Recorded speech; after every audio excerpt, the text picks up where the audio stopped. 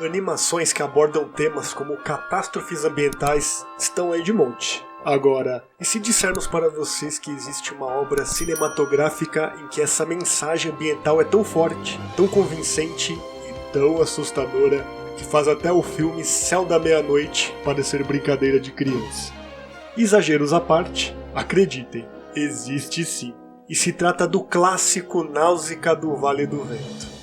Um filme de autoria do lendário mestre Hayao Miyazaki, que traz as consequências da degradação ecológica levadas a extremos muito mais horríveis, com a extinção da raça humana aparentemente inevitável. Então, acomode-se no sofá e acompanhe as aventuras da princesa Náusea na busca de um mundo melhor e mais sustentável.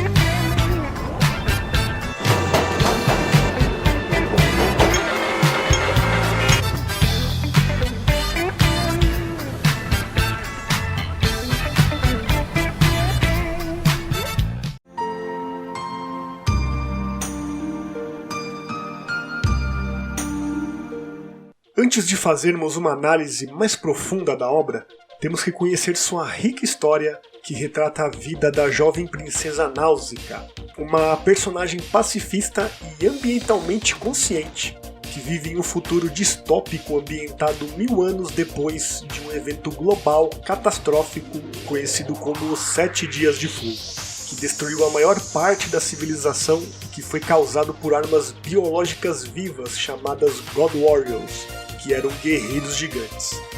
Os Dias de Fogo arruinaram grande parte do solo e da água do planeta e deram origem à floresta tóxica, que é basicamente constituída de esporos tóxicos liberados por enormes fungos que se expandem, consumindo tudo à sua volta. Com isso, a Terra foi coberta por uma imensa nuvem de gás tóxico, chamado de Mar Podre, tornando o simples ato de respirar uma sentença de morte para os que ainda conseguem sobreviver. E além da floresta tóxica ser um ambiente fúngico supostamente mortal, nela vivem espécies de insetos mutantes monstruosos como o Homo, um gigantesco inseto de múltiplos olhos que se parece com um inseto blindado e vive em enormes rebanhos, sempre protegendo a floresta contra os perigos iminentes vindos dos humanos.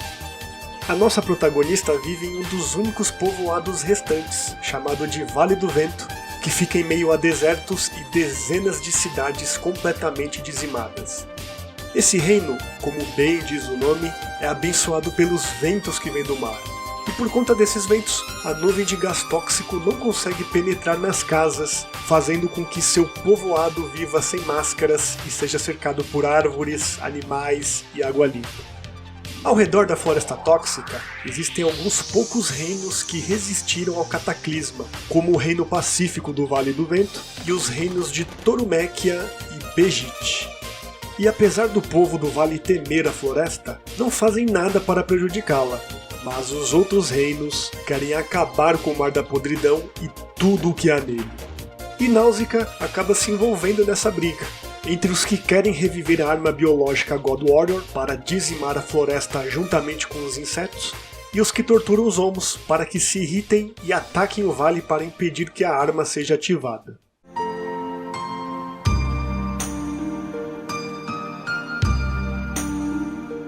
Como é de feitio de Hayao Miyazaki, a protagonista foge e muito do estereótipo da tradicional princesa, que é geralmente colocada como uma donzela em perigo. Ao contrário disso, as mulheres retratadas em suas obras são fortes, determinadas, inteligentes e dispostas a lutar por seus objetivos, sem serem masculinizadas ou tampouco hipersensualizadas. E com Náusea não seria diferente. Ela é uma princesa heroína pró-ambientalista e pacifista que é muito empática, carismática e calma, nos mostrando ser uma líder que inspira as outras pessoas com sua racionalidade e força. Mas apesar disso, há um ponto do filme em que o seu pai é assassinado a mando da princesa imperial Kushana, do reino de Toruméquia.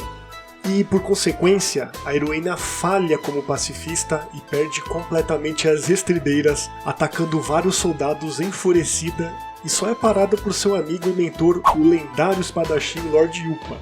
Esse é o ponto mais baixo da personagem, mas serve também como uma espécie de despertar, que a coloca de volta aos eixos. E isso é uma das coisas mais interessantes da personagem. Não pelo fato dela sair perdendo as estribeiras, mas pelo fato dela ter sido construída de forma mais humanizada possível. Até porque ninguém é perfeitinho o tempo inteiro, né? Todos temos os nossos defeitos. E embora ela não tenha sangue de barata, Náusica é apaixonadamente empática, abraçando todas as formas de vida, mesmo aquelas que podem assustar outros humanos. Náusica não se importa com as diferenças entre humanos, animais, insetos e plantas. Para ela, todos eles são criaturas vivas que merecem o devido respeito. E ainda que muitas vezes ela se comporte de maneira relutante, é impossível não nos cativarmos com uma guerreira que está disposta a se sacrificar pelo bem-estar de todos.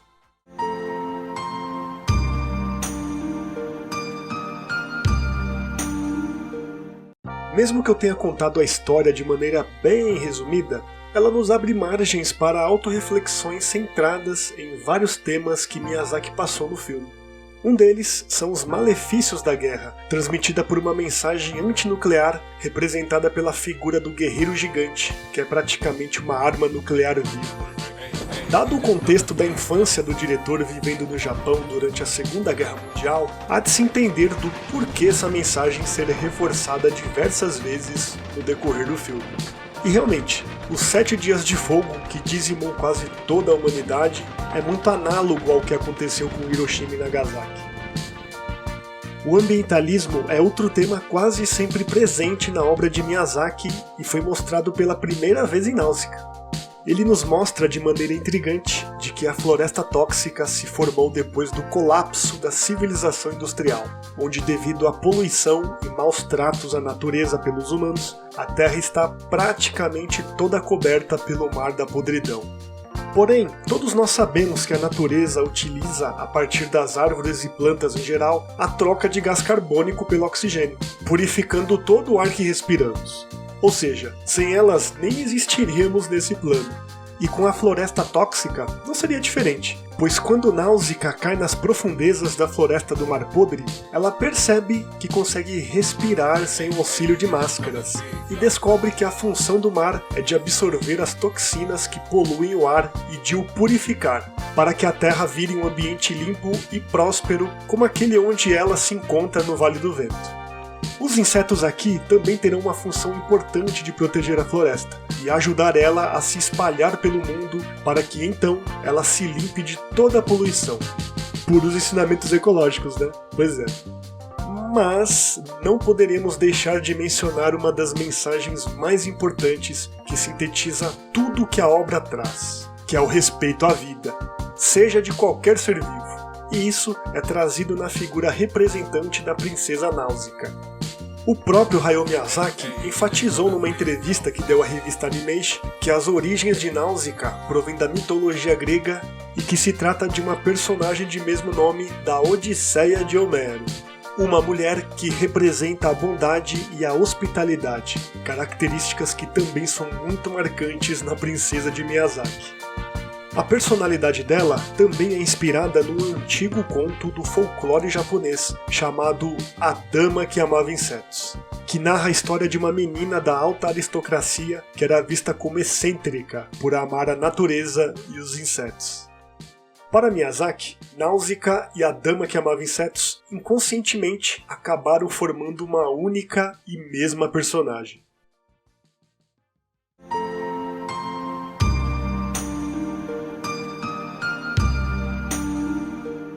A produção de Náusica tem origens muito mais antigas do que imaginamos. Até porque, antes que Miyazaki tivesse qualquer desejo de produzir animações, inicialmente, sua carreira escolhida foi a de um artista e escritor de mangás, o mangaka popularmente conhecido. Com isso, ele passou grande parte de sua juventude criando histórias em quadrinhos. E foi a imaginação fértil desse gênio que fez com que em 69 surgisse aquilo que podemos chamar de o embrião de Náusica, que foi o seu primeiro mangá original, o Sabaku no Tami, que é uma história que se passa nos desertos da Ásia Central e tem como protagonista o garoto Ten, um menino que busca libertar seu povo da tirania dos Kitari, povo que matou seu pai. Daí já podemos ver algumas semelhanças com a obra de Náusica. O deserto, a morte de um ente querido próximo, as constantes guerras, há uma cidade que também tem o nome de Bejit, e até os traços da fisionomia e das vestimentas dos personagens que também são muito parecidos. Sabaku no Tami é uma obra que com certeza foi um componente vital para a visão e carreira de Miyazaki, pois foi através dela que ele pôde ter um elo crucial para a criação de Náusica.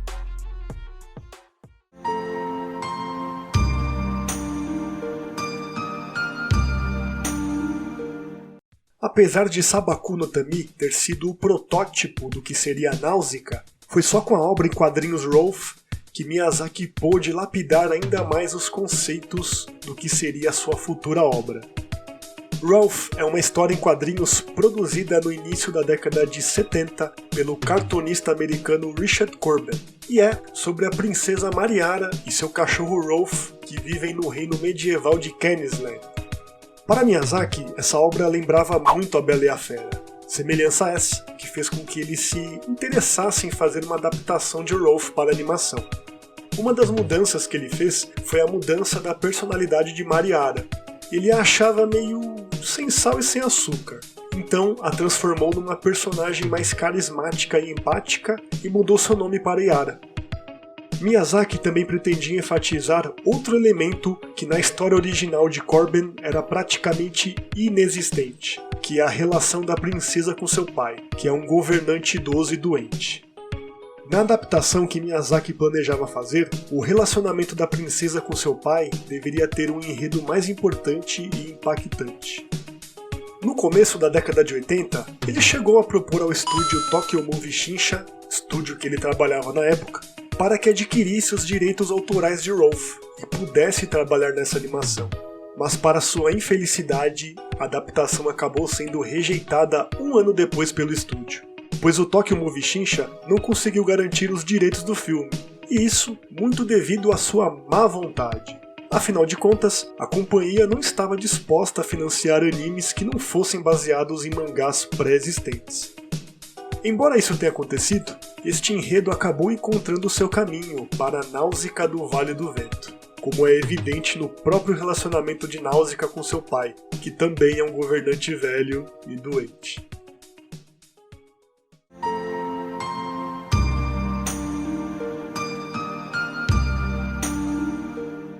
Aclamado como um dos grandes pilares da literatura de ficção científica, Duna é uma obra literária produzida pelo escritor americano Frank Herbert, que foi publicada na década de 60.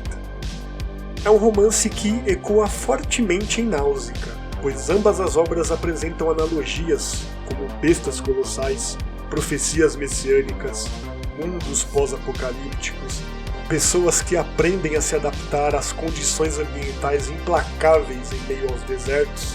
E embora Miyazaki nunca tenha citado explicitamente Duna como uma das inspirações de Náusica, outros clássicos do gênero ocidental como Earthsea, de Ursula K., Hot House, de Brian Aldiss, Nightfall, de Isaac Asimov e Lord of the Rings, de Tolkien, foram sim mencionados pelo autor.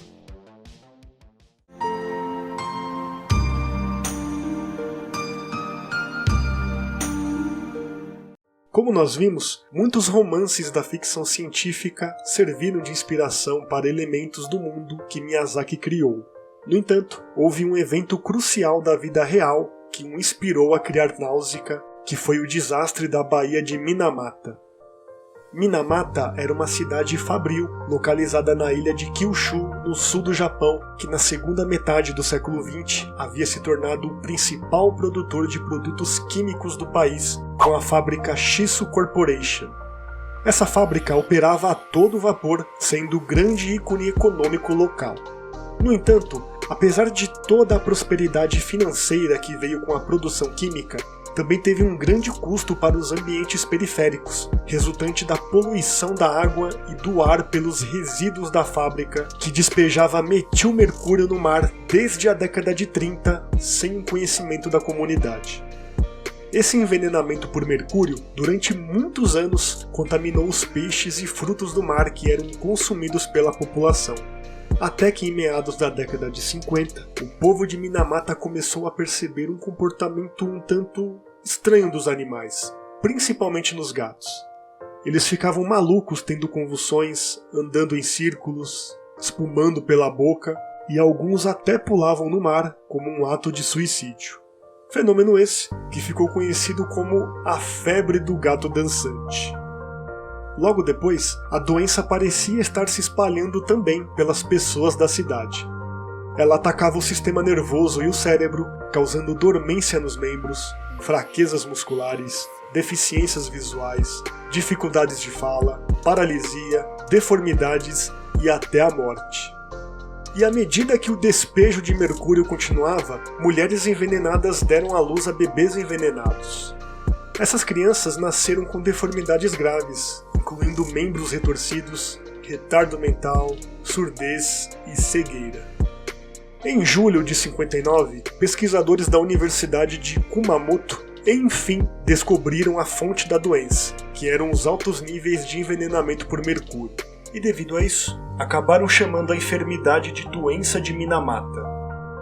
Em 71, o fotojornalista americano William Eugene Smith e sua esposa Eileen Miyoko Smith mudaram-se para Minamata, determinados a contar sua história por meio do fotojornalismo.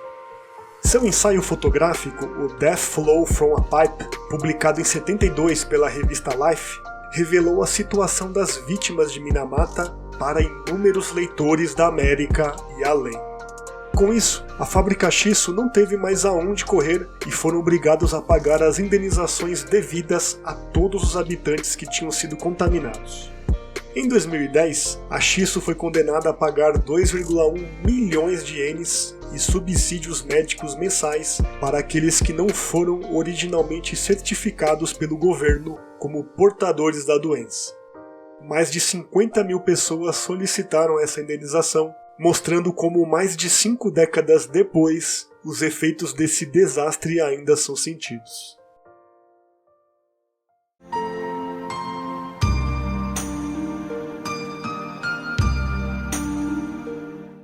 Frequentemente, nós ouvimos muito de que Náusea do Vale do Vento é o primeiro filme do estúdio Ghibli. O que não é verdade, pois essa honra cabe ao Castle in the Sky. E mesmo antes de Náusea, Miyazaki já havia trabalhado em outros projetos de animações para televisão, como Future Boy Conan e o Lupin III. Inclusive, o trabalho com o Lupin III gerou bons frutos para Miyazaki, que logo no ano seguinte foi convidado pela Telecom Animation Film, uma subsidiária da Tokyo Movie Shinsha, para dirigir seu primeiro longa-metragem, o Lupin III, o Castelo de Cagliostro. Sendo assim, pode-se dizer que Náusea é o primeiro filme de Miyazaki como autor, mas não é o primeiro de Miyazaki como diretor. Ainda que o Castelo de Cagliostro, de maneira negativa, tenha sido considerado uma baita de uma bomba, tendo fracassado nas bilheterias e gerado bastante descontentamento com os fãs da série Lupin III, o editor da revista Animation, que na época era o Toshio Suzuki, ficou impressionado com esse trabalho de Miyazaki e pediu para que ele apresentasse ideias para a editora da Animation, a Tokuma Shoten. Miyazaki viu uma oportunidade de ouro para dar uma resposta à decepção de O Castelo de Cagliostro, pois ele mesmo havia ficado muito insatisfeito com o resultado final desse filme. E isso, por sua vez, fez com que ele optasse em se concentrar em seus próprios projetos. O desejo dele era de fazer uma animação de sua autoria, e com isso, ele apresentou as ideias desse projeto para Tokuma Shoten, que logo em seguida recusou, alegando que estaria disposta a financiar apenas filmes baseados em mangás estabelecidos e bem-sucedidos, e não em ideias novas e não testadas. E isso acabou levando Miyazaki à criação do mangá Náusea do Vale do Vento. Ele começou a escrever e desenhar o mangá em 79, mas foi só em fevereiro de 82 que a história foi lançada na revista Animation, na qual foi serializada. Paralelamente a isso, ele ainda trabalhava na direção de programas de TV, como em alguns episódios de Lupin III. No entanto, com o enorme sucesso que Náusea estava fazendo na Animation, a ponto de ser uma das histórias mais populares daquela revista, Miyazaki sentiu que precisava se concentrar mais em seu trabalho de mangá, e eis que em novembro de 82 ele deixou a Telecom Animation Film para tocar o seu próprio projeto. Com o sucesso do mangá, o editor-chefe da Animage, Hideo Ogata, propôs adaptá-lo em um curta-metragem de poucos minutos para ser exibido na Animage Grand Prix, que era um evento patrocinado pela Animage. Mas Miyazaki acabou recusando essa ideia de um filme curto, assim como também foi recusada a ideia de se fazer um projeto OVA. A proposta da adaptação do mangá para o anime só andou para frente depois que Hideo Ogata conseguiu fechar um acordo com Yasuyoshi Tokuma, o presidente da Tokuma Shoten, para patrocinar a produção. Miyazaki acabou concordando em fazer a animação com a condição de que ele fosse contratado para dirigir o filme. Condição essa que os editores da Animage concordaram sem pensar duas vezes. Sendo assim, durante o verão de 83, a produção do filme de Náusea finalmente começou. Isao Takahata, que na época era um dos diretores da Tokyo Movie Shinsha, entraria como produtor do filme, mas eles ainda precisariam escolher um estúdio de animação para trabalhar. Depois de muito quebrar a cabeça, eles acabaram escolhendo o estúdio Topcraft e terceirizaram a parte de animações, contratando animadores e os pagando por cada quadro realizado.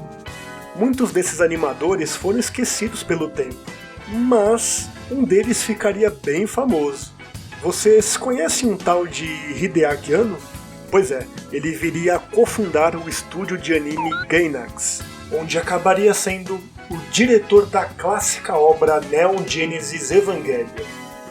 No futuro, Hideaki Anno elaboraria o roteiro daquilo que seria o primeiro filme live action do estúdio Ghibli, o curta-metragem Giant God Warriors Appears in Tokyo.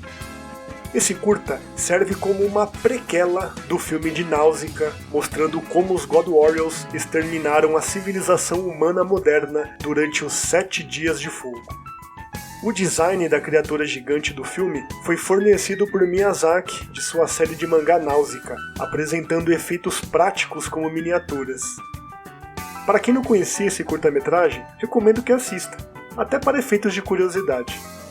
E além dos animadores, também foi contratado o compositor musical Joe Hisaishi para compor e arranjar a trilha sonora do filme, sendo essa a primeira vez que ele trabalharia com as obras de Miyazaki. A primeira de muitas, pois ele se tornaria um dos principais colaboradores de Miyazaki, sendo o diretor musical de praticamente quase todos os filmes dele. Também foram contratados outros compositores para as trilhas sonoras, figuras como Yuji Takahashi, Hikaru Hayashi e os lendários integrantes do Yellow Magic Orchestra, Haruomi Hosono e o lendário Ryuichi Sakamoto. O inusitado é que mesmo antes do lançamento do filme, um álbum de 11 faixas da trilha sonora oficial de Náusea foi lançado.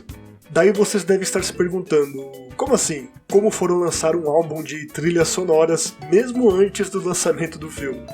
Na verdade, esse álbum foi lançado com o objetivo de promover o mangá de Náusea, que estava em circulação no Japão desde 82, e promover também o filme que viria a ser lançado alguns meses depois. Tanto que algumas empresas que patrocinavam o projeto, pouco antes do lançamento do filme em 84, realizaram o Náusea Girl Contest para selecionar uma menina propaganda para o filme. Dentre as 7.600 candidatas, Narumi Yasuda, que na época tinha apenas 18 anos, foi a menina propaganda escolhida. Talvez aquilo tenha sido o pontapé inicial que ela precisava na carreira, pois hoje em dia ela é uma atriz muito famosa e conceituada no Japão. E além de bancar a menina propaganda, os patrocinadores também queriam que ela cantasse a música tema do filme de Náusea, que foi composta por Haruomi Hosono. No entanto, Miyazaki e Takahata se opuseram a isso, pois diziam que a música não tinha uma forte ligação com a obra. E no final das contas, a música foi usada apenas em trailers e comerciais de TV, mas também chegou a aparecer como créditos finais no filme. Alguns meses depois, lá para março de 84, o filme seria originalmente lançado pela Toei Company no Japão, alcançando a marca incrível de 915 mil ingressos vendidos e uma receita atingida de 740 milhões de ienes. O filme fez tanto sucesso que ajudou Miyazaki a cofundar o estúdio Ghibli, juntamente com o diretor Isao Takahata, o editor da revista Animation Toshio Suzuki e o presidente da Tokuma Shoten, Yasuyoshi Tokuma. Os quatro fundaram um estúdio de animação em junho de 85 com compra de parte da já dissolvida Topcraft, através do financiamento vindo da própria Tokuma Shoten. Eles renomearam a empresa para o estúdio Ghibli e logo no ano seguinte lançariam o seu primeiro longa, O Castelo no Céu, produzido pela mesma equipe que havia feito Náusea. Algo curioso a se saber é que depois da dissolução da Topcraft, ela foi dividida em duas empresas, sendo uma delas a Ghibli. E como os fundadores dela eram praticamente os criadores de Náusea, a obra passou a fazer parte do catálogo do estúdio Ghibli, apesar de originalmente ter sido produzida pela Topcraft. Por causa de sua enorme popularidade no Japão, Náusea recebeu um lançamento nos Estados Unidos em 85, só que com um título diferente, chamado de Warriors of the Wind. Porém, infelizmente esta versão do filme mudou vários aspectos e detalhes, reduzindo o tempo de duração e quase destruindo o desenvolvimento narrativo do roteiro. Por conta desses longos cortes que o filme teve, alguns dos temas ambientalistas foram diluídos, assim como a subtrama principal sobre os homos, alterada para transformá-los apenas em inimigos agressivos. Além disso, mudaram o nome de Náusea para Princesa Zandra, e ainda tiveram coragem de fazer a capa de lançamento do VHS com um monte de personagens masculinos se sobressaindo, montados em cima de um God Warrior, com a protagonista aparecendo bem lá atrás. Algo que não faz muito sentido, né? Já que o recurso dramatúrgico do roteiro não tem nada daquele clichê de donzela em perigo. Pelo contrário, ele é subvertido várias vezes com situações em que os personagens masculinos é que ficam em perigo. Como resultado, os fãs que conheciam a versão japonesa odiaram e o estúdio Ghibli mais tarde adotaria uma cláusula estrita de 100 edições para seus futuros filmes que seriam lançados no ocidente. A prova de que o estúdio não estava para brincadeira foi quando o co-presidente da Miramax, o Harvey Weinstein, tentou cortar algumas cenas da Princesa Mononoke nos Estados Unidos para tornar o filme mais comercial. E como resposta a isso, Toshio Suzuki o presenteou pessoalmente com uma réplica de katana com a singela mensagem "sem cortes". O filme Sem Cortes de Náusea só seria lançado oficialmente no ocidente muitos anos depois, lá para 2005, numa versão em DVD bem completinha que incluía até a faixa de áudio japonesa com legendas em inglês. O estúdio Ghibli, por ser conhecido por proteger fortemente seus filmes de animação, certamente que dessa vez deve ter ficado bastante satisfeito.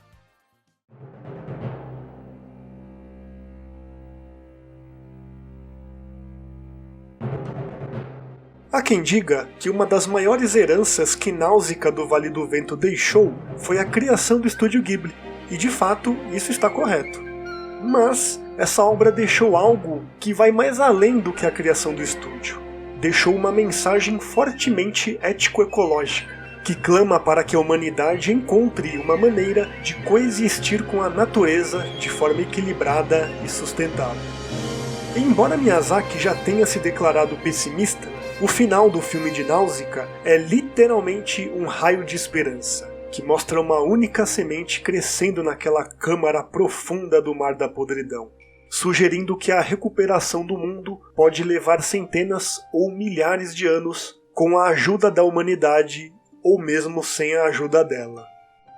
Por todas essas razões, que a maior organização não governamental do mundo, comprometida com a preservação da natureza e a redução do impacto humano, o famoso World Wildlife Fund recomendou o filme na esperança de que ele pudesse ajudar a espalhar a mensagem pela paz ambiental, com Náusea liderando o caminho como uma heroína verde. Contudo, o filme não chega a ser perfeito, pois o maior problema dele está em seu roteiro, que é um tanto conturbado e confuso em alguns momentos, e quem o assiste acaba se perdendo com as constantes reviravoltas e informações novas que acontecem por minuto. Ou seja, o filme quer fazer muita coisa de uma vez só e o espectador não consegue acompanhar, ficando perdido. Mas é algo que até dá pra entender, pois quando o filme foi lançado em 84, o mangá estava apenas no número 2 ainda. E por conta disso, a animação foi baseada apenas nas 2 primeiras edições. Tanto que o final da animação é completamente diferente do final do mangá. Mas claro que não darei spoilers aqui pra vocês. E falando no mangá, para quem não teve ainda a chance de ler essa maravilhosa obra, temos os lançamentos da Conrad, que foram lançados no Brasil a partir de 2006 e que infelizmente acabou sendo cancelado na 5ª edição. Porém, para nossa alegria, depois de mais de 10 anos de hiato, a JBC, a muito custo e a muita labuta, conseguiu firmar negócio com o Estúdio Ghibli para lançar a obra novamente aqui no Brasil. Para você aí que não conseguiu ler na época da Conrad, pode ler agora com a JBC, numa qualidade simplesmente primorosa. Então aproveitem a chance e leiam, pois no mangá o desenrolar da história acaba sendo um pouco diferente da animação, e ele chega a passar até um aspecto mais sombrio. Bom, no final das contas, tanto o mangá quanto o filme são obras transcendentais e nos traz um legado incomensurável. Até porque, muito provavelmente, a nossa carismática princesa do Vale do Vento deve ter inspirado pelo menos alguns ativistas ambientais por aí. Galera, vou ficando por aqui, obrigado por terem acompanhado o vídeo e nos vemos na próxima. Fui! Valeu!